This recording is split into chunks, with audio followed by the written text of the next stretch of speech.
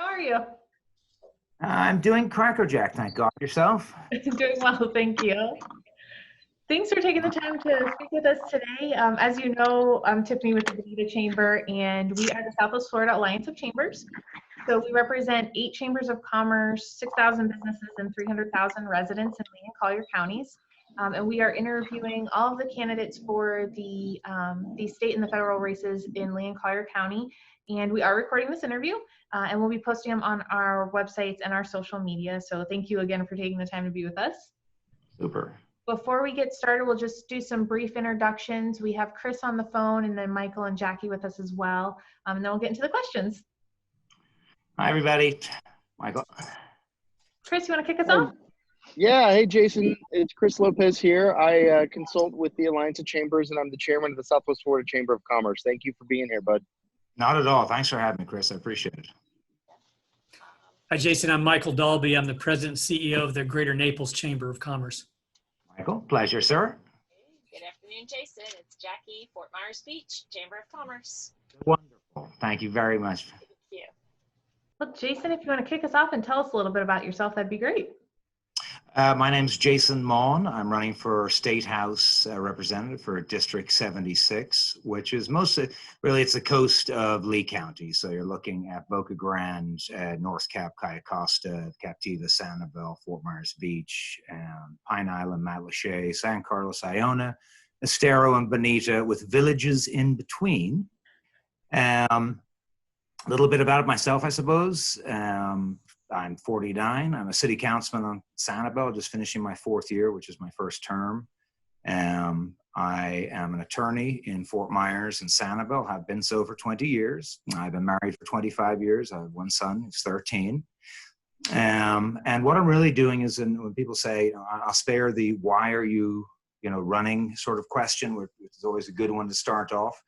But I moved here from Ireland full-time when I was 15. When I first came in 76, my dad bought a little house in the west end of Sanibel, and then we started the procedure to get green cards. In those days, it was a very involved affair, and you had to show that you had friends, you had a bank account, you had a job, you had a house, and a lot of things that made me respect the fact that when I was picked, because I literally lined up in the rain in Dublin outside the US Embassy to do my interviews and do everything else. But what I did when I got here to be a sophomore at Bishop Earl High School, so when I was 15, I had written a list of things that I felt a son, and certainly an adopted son of the Republic, owed his community. And I was made very, very welcome in Lee County. For a kid off the boat from Ireland, I was blessed to run into so many nice people who were kind to me. And I said to myself, these are the things that you should accomplish over the rest of your life. And it started with being the best young man I could be, so as not to embarrass my parents, then getting a good education, then starting a job and starting a family. And then once I had a sustainable income, then volunteering with your local community, then getting elected to a municipal position in the community, and finally with service at the state level to repay the people who had been so kind to me and to protect their interests. So that's why I'm in the race. I mean, I really got very politically active in the water movement back in 15, 16, because so many people and businesses that I look after were suffering. And I really felt bad for them. A lot of people had worked their entire lives, and with sort of a micro recession centered around the Caloosahatchee, that wasn't acceptable to me, as well as the lack of testing to find out the causation. And it was also not acceptable to me. We were having a cancer cluster, which I found quite terrifying because it was affecting children particularly. So I haven't stopped fighting since then, be it at the city council, be it around Lee County, or be it getting Governor DeSantis elected, being the first in Collier and Lee County elected official, to back him the whole way. And the only thing I asked for was to remove the water management district and replace them with people who genuinely represented their communities, just so everybody would get a fair shake when it came to water management issues. Great. Thank you. So you obviously talked a lot about it, but if you would like to elaborate at all, our second question is, what prompted you to run for office? Well, to tell you the truth is, if you want to go back to 16, I was doing a civics lesson for my son, and I decided to use the water quality debacle as an example. And I said, look, son, now we're going to watch the news stories, and local politicians will appear, and they're going to say that they make us all feel better, and they're going to say how they're going to fix this issue. And then we'll know what we're going to do, and then we'll rally around behind them. And we sat, and the next day we sat, and nobody showed up to say what they were going to do or wanted to have anything to do with it. So eventually I said, well, son, civics has turned into lawyer lesson. I put my lawyer hat and started looking at it, and then realized, based on the funding, that although we have no sugar fields in Lee County anywhere, there was a great deal of sugar money that was coming in, artificially affecting. And this was, coming from the East Coast, and they didn't care what the net effects were on the West Coast. And I literally had that hit on the shoulder myself, and I stood up and I said, that's it. I'm mad as hell. I'm not taking any more of this. And decided to run for the Senate and made the entire water issue the paramount issue, because it bled over into so many other issues in our economy. And what I was seeing is that, look, a good citizen, in my opinion, is, and I'm sort of conservative about this, but you get a job, you buy a house, you start a family, and you work hard for 30 years and you pay off your mortgage. At the end of those 30 years, you sell the house, downsize, and you're squared yourself away for retirement if you don't have a pension or something else going. And what was happening is that property values are being so devalued, those people were losing the 30 years work they put into their house. And if you want to be mercenary about it, it was going to fall back on contemporary businesses and to look after them going forward for the holes in their sustenance from their hard work. And frankly, I just wasn't going to stand for it. I don't like people being treated like that, and I don't like powerful people pushing around little people. And I do a very big pro bono practice because people should have a lawyer like me, but I'm not gonna lie. I always tell clients, I go, don't look at me. I couldn't afford myself either. So I wanted to protect those people and protect the businesses that, fed me. I mean, all the members of your chamber and every part of it are clients of mine, frankly. Great, thank you. So kind of elaborating on that a little bit, what makes you qualified to represent the business community? Well, I tell you what, I started off as I suppose it was under the table in those days, as a dishwasher when I was 13-year-old at Blind Pass at a restaurant that no longer exists, and got an eye from a young age exactly what is required. I also was lucky to have my three heroes. I mean, God's on the list, but he doesn't belong on the list. But my three heroes are John Wayne, my father, and Ronald Reagan, and there's nothing I can't figure out without thinking about those fellows. So coming up, I decided that I wanted to do what my dad did and earn my own keep by myself, even though I came from a family where they could support me. And I said, no, and I told my wife at the time, I said, I know they want to help me with law school or college or whatever. I said, but if we do this ourselves in 25 years, just now, we'll still be married and happy, and I'll be looking forward to get home more than do anything else. And that really gave me the experience from living the life of business. Now, anybody can have that experience. You add on top of that the fact that I represent in commercial transactions every facet of the tourist industry, from hotels to restaurants to, do not disturb, excuse me, from restaurants to labor matters all over the area, as well as working on budgets so those businesses aren't taxed. So literally, the business community in Lee County feeds my family day to day. Thank you. In your opinion, what's the most pressing issue facing the Southwest Florida business community? And if elected, what will you do to address this issue? Well, right now it's reopening. I mean, let's be serious. That's the most important thing. And that's not a thing for the future. That's a thing that we've got a responsibility to do right now and do everything that we possibly can. I actually got some good news yesterday when the numbers came out for Sanibel's parking lot. Now, it's sort of an unusual example, but I like looking for those statistics that show you greater trends. And we actually had 27% more parking revenue this Father's Day weekend than we did last year. So encouraging people to come down, and people realize that Southwest Florida is a safe place and where people respect each other. You don't have to sort of tie them down a bag and wrap them in masks and everything else to get them to act in an honest, responsible fashion around their fellow citizens. Now, when you talk about what needs to be done in the future in a legislative fashion, there's a lot of things we can do to encourage shopping local. I mean, I've always talked about home rule as being a three-tier business of legislate local for business matters, shop local to increase our tax base as well as providing employment, and lower the tax requirements on the citizens as well as businesses.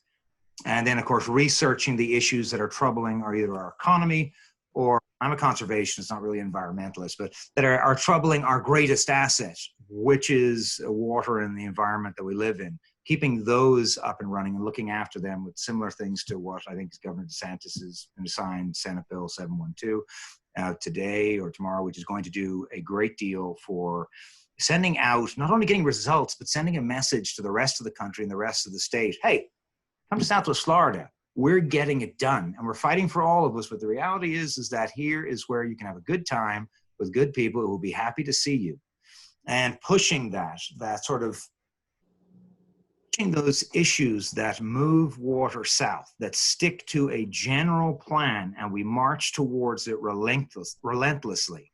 Because in fairness, and I think that central areas of Central Florida where we're doing reservoirs, etc., they should be the inland coast.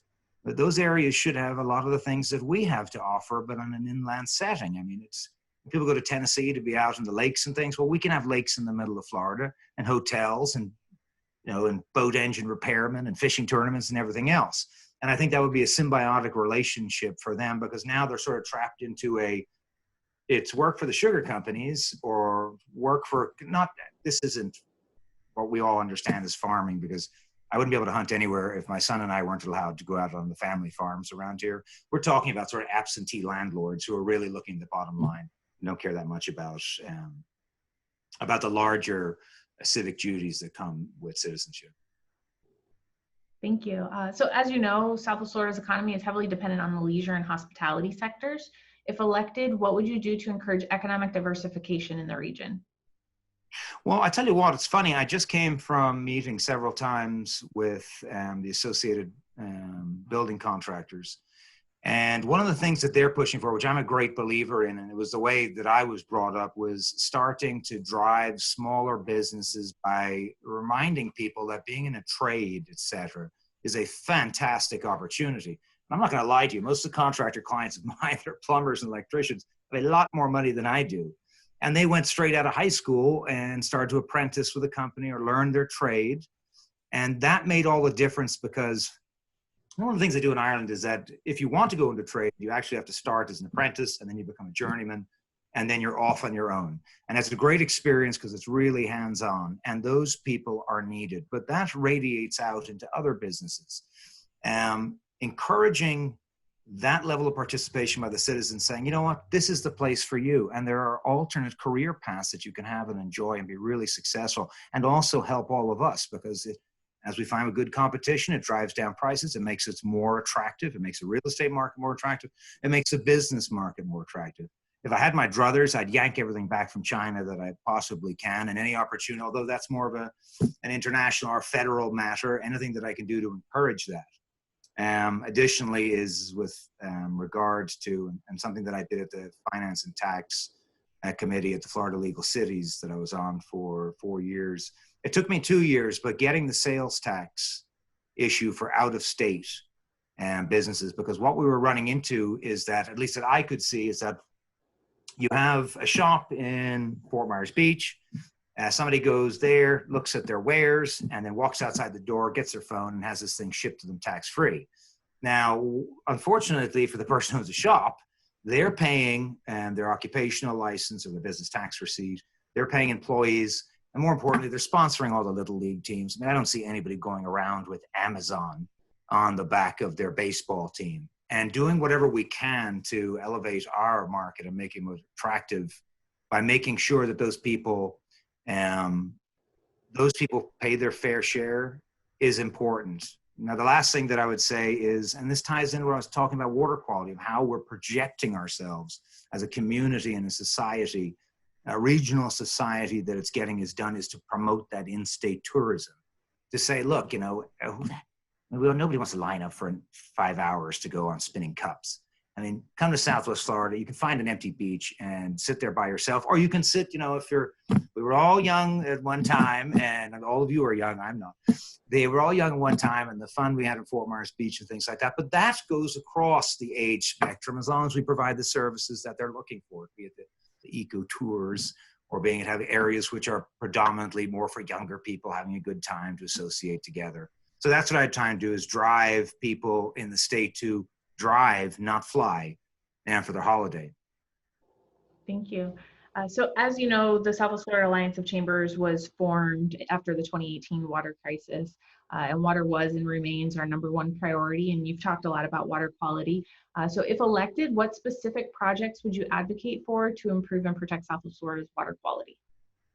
Well, to me, one of the things we have to make sure is, and I actually put the delegation to the question about this, is on Sanibel, anticipating the hit we're going to take to the budget. That needs to be anticipated now. And I was actually surprised, and I'm not naming names or throwing people under buses, et cetera, because I get along with them all. Excuse me. Is that we need to look now at those projects. We need to know to find the things that we're going to cut. And cutting things because it suits one group of people but hurts the larger majority in the business, such as saying, oh, we're going to slow down these reservoirs, is an absolute disaster. That's something that's got to be pushed home and can't. And there are ways that we can expand out with local businesses, artificial reefs, et cetera. I met with some super fellows who do these floating reefs for water quality.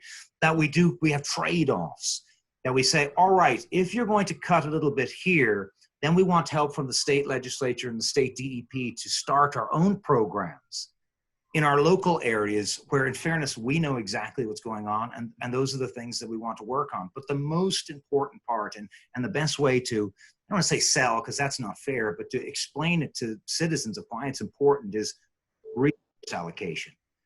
Throwing money all over the place like a cast net is not going to get it done. What we need to have is testing to locate those areas, be it tributaries or runoff, and treating those areas with a bigger punch than just spreading it out and making people feel better, but really in the long run, not accomplishing anything. And the sales pitch, if I can be so gauche as to call it that, the sales pitch is to say, look, we want our tax dollars to go to the places we're going to fix. And the reason we want them to go to fix is so we don't come over here and grab more money off you and say, well, we need it to fix.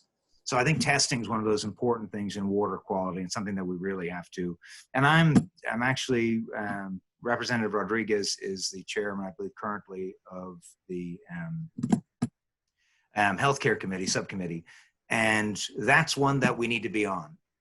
We need to have, because that's where the testing money comes out of, and the initiatives that need to be held there. So I think we've got a good presence for Southwest Florida there, and we should maintain that. I believe Spencer Roach is also on that committee. And that's somewhere where I'd like to be, because that's where you look out, where experience teaches you that the obvious answers sometimes are the harder ones. What you need to be is involved enough to know, here's the value in this, who wants to be on Health and Human Services? I don't know, that's what's going to get you the testing, which will get you the results for the resource allocation. Okay, thank you. Just 2 more questions. What specific actions do you think lawmakers should take to improve and protect Southwest Florida's waterways? Well, I think actually, if I was writing this, I would have said refer to my previous answer, but I'm not. So I'll say the things that that we can do locally is, and we've seen a lot of them, these sort of temporal fertilizer bans. Sanibel has a very strong one where there are certain times of the year we're not going to be used. And we also, we instituted for our golf courses a scorecard, and it wasn't, take them out back and rubber hose them. It was a case of, listen, what we're going to do is we're going to track this stuff, and we're going to help you by using the research that taxpayers have already paid for to help you improve the water quality on, say, your golf course. And this has to do with littoral plantings, changing certain things, where business gets to participate by utilizing taxpayer resources and thus elevate both sides with research and results, things that you can point at. I mean, one of the big issues I've always had is I don't like these projects where citizens can't go out and enjoy themselves. And I've always insisted on, if we're going to do something, there has to be public access, because this is an asset they paid for. But you can do things like the Sanibel River. We currently have what's called the Jordan Marsh, which was a fantastic project. And it was done with grant money. And what it is, you take some public area of land. We created sort of mini oxbows. And from the Sanibel River, what we did was just using a sort of a household sump pump instead of, they originally were talking about, a $30,000 lift station or whatever. And I figured out that we could use a household sump pump to pump the water out of the Sanibel River into the Jordan Marsh, which is a lovely area on Sanibel if you get a chance to go out. You can walk around. There's all kinds of wildflowers. People can do the bird spotting or whatever. Families can go out there. But when it came out the other end, it was about 60% cleaner. The nitrogen, phosphorus was taken out of it. And that was Mother Nature. And I sometimes facetiously say it that I want to tie her up in a bag and make her work for us. But that's one of those projects where it does. I mean, the final thing is that, as I said at the start, the black and white rule, the water's got to go south. It's simple as that, everything towards that. I mean, elevating 41, it's not our side, it's more in the middle. I was just down in Everglades City this weekend after being daddy napped by my wife and son for Father's Day for a breakaway from the campaign trail. And that was going across 41. It's still a wall and a dam, no matter how you look at it. It needs to be elevated. And to tell you the truth, it should be turned into a tourist trap, for lack of nothing else, that it's somewhere to go, sort of the Everglades Skyway, and do it section by section so we can allow that water to move south. Thank you. So last question, is there anything else you'd like us to know about you or your priorities? Just to let you know that all I'm interested in is getting results, frankly.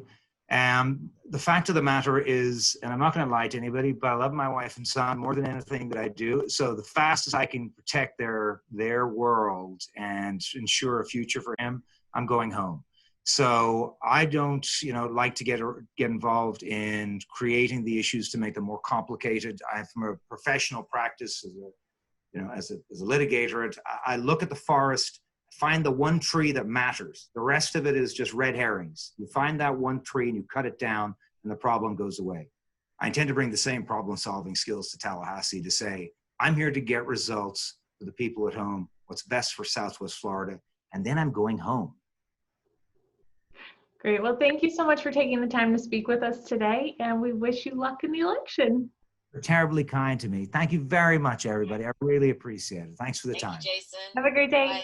Jackie. Thank you, Jason. Bye, guys.